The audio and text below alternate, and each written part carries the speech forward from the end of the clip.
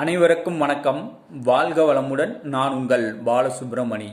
நம்ம இன்னைக்கு பார்க்குற தலைப்பு என்ன அப்படின்னா, வீட்டுக்கு டிவி, எலக்ட்ரானிக்கல் பொருள்லாம் வாங்குறீங்க அப்படின்னா அந்த பொருள் என்னைக்கு வாங்கலாம்? ஒரு சிலர் என்னென்னா சந்திராஷ்டமில் வாங்குவாங்க, ஆவாத கிழமையில் வாங்குவாங்க. வாங்கி கொஞ்ச நாள்லேயே அந்த பொருள் போயிடும். செல்ஃபோனாக இருந்தாலும் சரி, டிவியாக இருந்தாலும் சரி, எலக்ட்ரானிக்கல் பொருளில் போயிடுச்சுன்னா அப்புறம் அளவு அது வேலையும் செய்ய முடியாது. போச்சு, 20,000 போட்டு வாங்கினோம், 5,000 போட்டு வாங்கினோம், போயிடுச்சு அப்படின்ட்டு கவலைப்படணும். நான் சொல்கிறது என்னென்னா, அப்படி ஒன்றும் கவலைப்படிய வேண்டியதே இல்லை. பொதுவாகவே என்ன கிழமையில் இந்த பொருளெலாம் வாங்கலாம் அப்படிங்கிற பற்றி நான் உங்களுக்கு சொல்கிறேன்.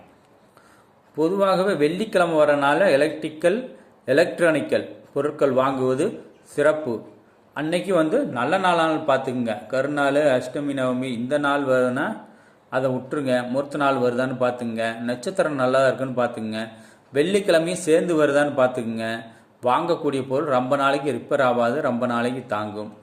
இதை முக்கியமாக பார்த்துக்குங்க. ஒரு டிவி வாங்கி ஒரே மாதத்தில் போச்சுன்னா ரொம்ப மன உளைச்சல் ஆகுவீங்க.